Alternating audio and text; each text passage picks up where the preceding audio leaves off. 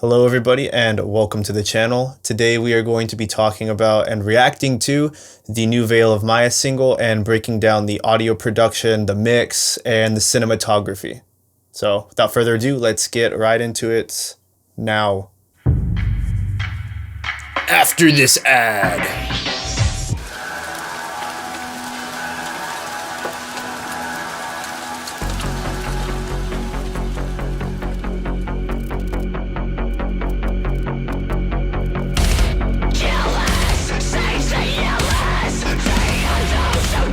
Okay, first off, why does my man Marco Kubo he be looking straight up like Broly? Oh my goodness, this is gonna be funny.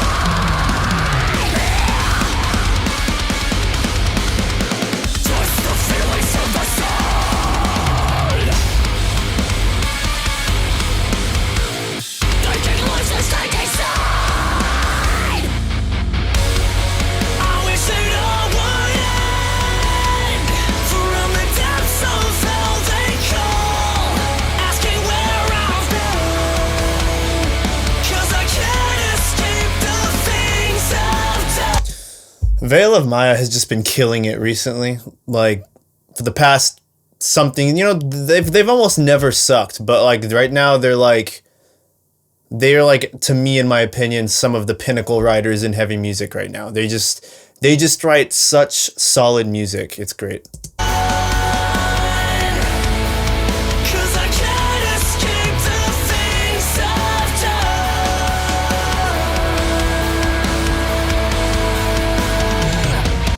Is a breakdown coming? Their formula insists that a breakdown is coming.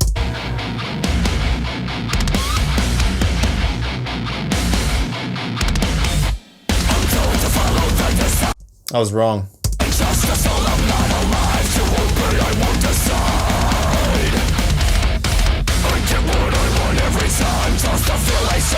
I mean, no, I guess I wasn't, but I was.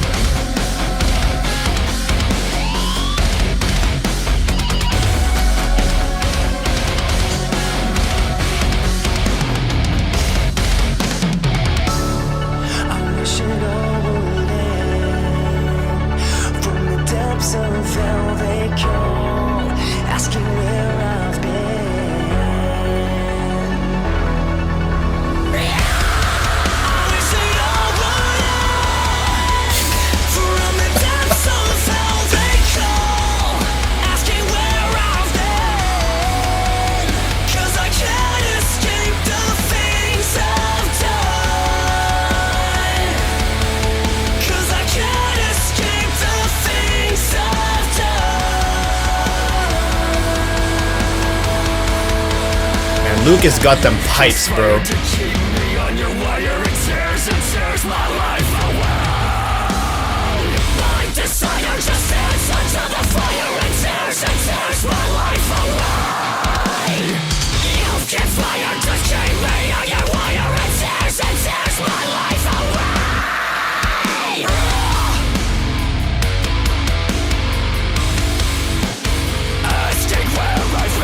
Okay.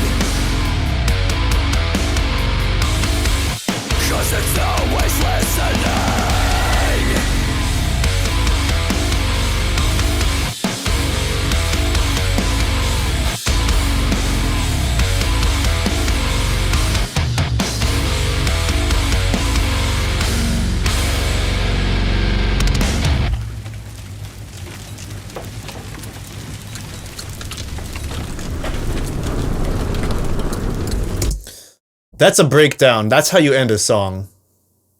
That's how you end a song. That's great. My first thoughts right off the bat though, I'm not gonna lie, the mix is not my favorite. It's not my favorite. It's not a bad mix by any stretch of the imagination, but I feel it's just not their Outsider had a better mix in my opinion, and to me, for sure, like hands down, who did the best mixing for Veil of Maya to date is Taylor Larson. I feel like he nailed the sound that Veil of Maya is. It's just incredibly raw and modern at the same time. It hits you in the face, punches you in the gut, yet it feels like a band, and it's great. I think the mix on that's fantastic. The mix on this one,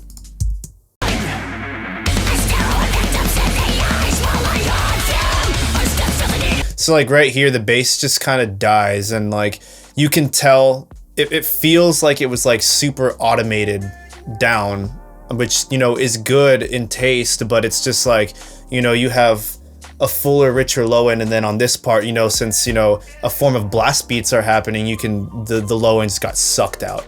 To me, the biggest issue overall with this mix is the lack of punch. There's a lack of clarity and punch. Everything just kind of like turns into static. Something I just noticed, it's actually kind of bizarre about the mix that I wasn't quite sure if it was just me or not, but after listening a little bit more, the overheads, the cymbals are actually louder than the snare, which is confusing to me. And I love cymbals. Like, believe it or not, cymbals are like my favorite instrument. Back in the day, I used to analyze all the alloys and the different type of lathing techniques and hammering techniques that were used on cymbals. I was a big cymbal nerd, so no hate to cymbals. But, you know, here in the chorus, not in the chorus, just in the song, they're kind of washing things out, and it's taking away a lot of the definition that really could be here in this song. See, like right here, man, like the cymbals are just like way too loud. We went from like, you know, like a hardcore, almost beat down, like a beat downy kind of groove into a straight breakdown. That crash is just like, you know, dominating all of the frequency real estate. It's really the drums for me. Like the kick just doesn't have a lot of definition at all. You can tell that there's a kick there because, you know, they're doing blast beats. You can't really do blast beats without a kick. But it's the kick is not very present. There's a lot of, you know, sub going on in the kick, but you can't really feel the kick without hearing, you know, the more topper end counterpart to tell your brain, hey, that's a kick. You know, it just otherwise it just kind of like blends into the sub regions of the track.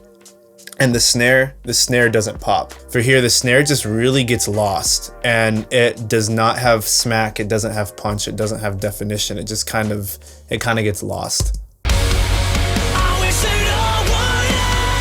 I will make an amendment to that statement and say it does come out in the chorus.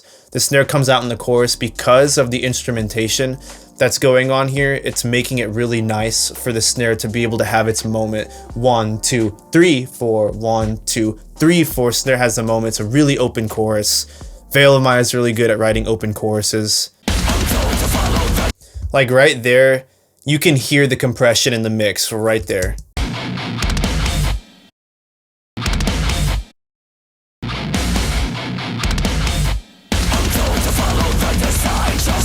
And that's great. I love the type of compression that's being used here. I can't tell you what they used, but I can hear right there, there's some glue to these hits. You can hear it in the spaces, which means that they're probably hitting the compressors, whether it's on the mix or the master, or like, you know, mix bus, somewhere down there with the instrumentation is getting a nice amount of compression. And I'm totally there for that. But the thing is I feel like that might have been a little bit too overdone to the point to where it's sucking the feel and the drive and the energy out of the song, because there is a point of too much compression. And again, if you know me, I love compression. There's those mixes that are super duct tapey that have, when I say duct tapey, I mean like the waveform literally looks like a strip of duct tape. And you know, you can make that sound punchy, you can make that have, you know, movement, and you can make that sound heavy hitting. like there's a lot of energy that I feel is in this song, and the mix is not lending to that energy. Like the energy that Veil of Maya brought is solid, is great, but I don't feel like the energy in the mix matched what the song brought. That's just my personal opinion.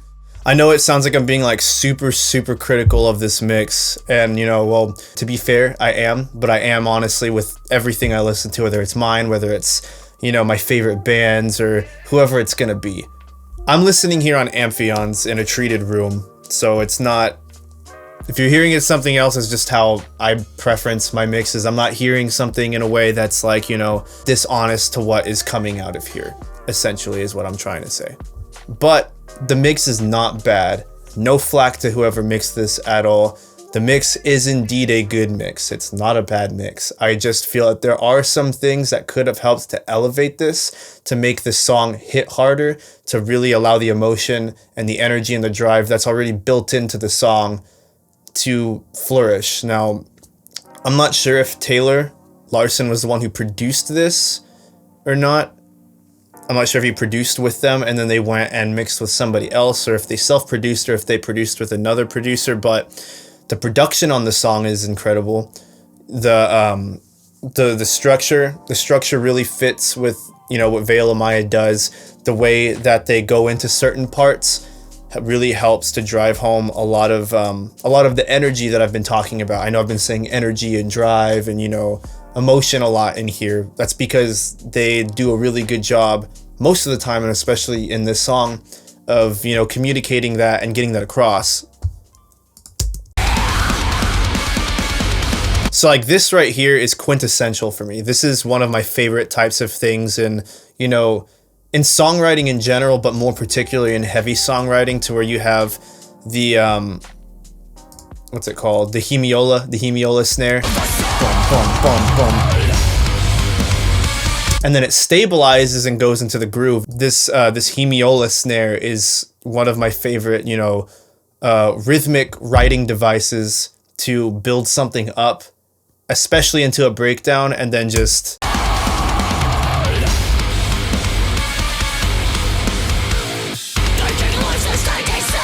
let the world explode. Like that's incredible to me. Overall, the actual song itself, I think the song is great. I think the performances on the song are great. The songwriting is great. It's a great single. That's all I have to say, is it is great. The mix, I wouldn't say that it's great. I'd say that it, you know, it's good and it's serviceable.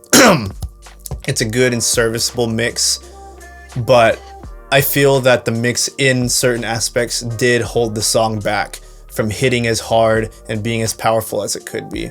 But those are my thoughts. Thank you guys for watching, and I hope you learned something new. If you like this kind of stuff, you know, you can follow me here on the channel by subscribing. Liking the video will really help me out a lot, because the algorithms, they want them thumbs up, boys. So, you know, until next time, you guys have a good one.